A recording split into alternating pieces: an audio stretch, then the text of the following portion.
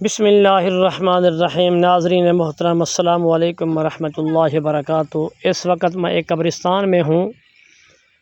ہمارے ایک دوست ہیں، ان کی والدہ محترمہ کا جنازہ تھا۔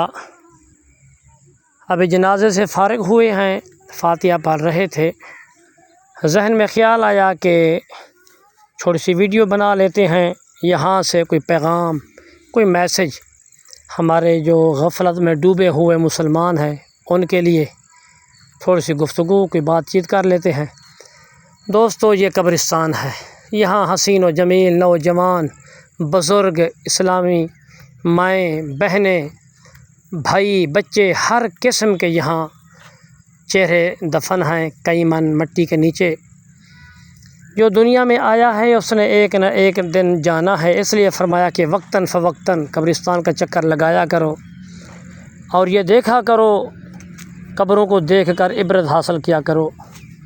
دوستو، جو دنیا میں آیا ہے وہ ہمیشہ رہنے کے لیے نہیں آیا، یہاں سے تھوڑا سا اللہ نے وقت دیا ہے، دنیا میں تیاری کرنے کے لیے آیا ہے۔ تو دوستو، یہی گزارش کروں گا کہ اس مصروفیت کے دور میں کچھ وقت نکال کے قبرستان کا چکر لگایا کرو، عبرت حاصل ہوتی ہے اور انسان کو قبر حشر کی فکر نصیب ہوتی ہے، تیاری کرنے کا موقع بھی مل جاتا ہے۔ اس لیے میں کہتا ہوں کہ جب باپ فوت ہو جائے، ماں فوت ہو جائے، جو اولاد ہے ان کو نماز جنازہ آنا چاہیے۔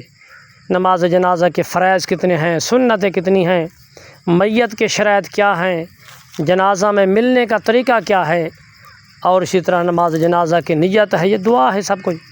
تو ہمیں ان چیزوں کو یاد کرنا چاہیے۔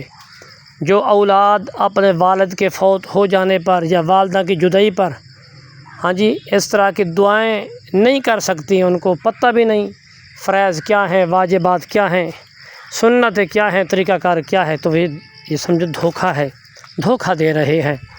تو یہ دنیا دھوکے کا گھر ہے، یہ دنیا آخرت کی کھیتی ہے، جو یہاں ہم بیجیں گے نا وہی ہم آگے جا کے کاٹیں گے۔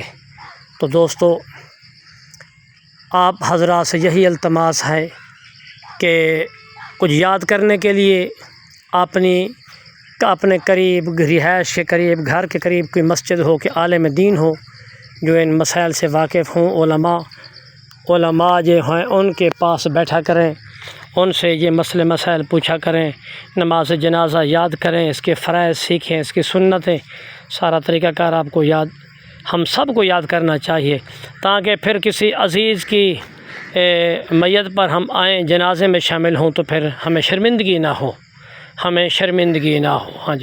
بہت بڑی شرمندگی ہے دنیا میں۔ اللہ تعالیٰ قبر حشر کی شرمندگی سے بچائے۔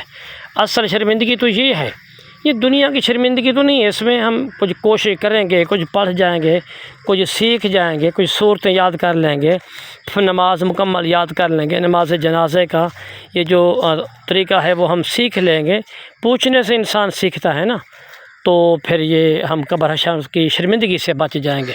جب قبروں میں جائیں گے، نہ جانے کتنا عرصہ یہاں ہمارا قیام ہوگا، کتنا عرصہ ہم یہاں سوئیں گے، قیامت تک سوئے رہیں گے۔ یہ قبریں کوئی پرانی ہیں، کوئی نئی ہیں۔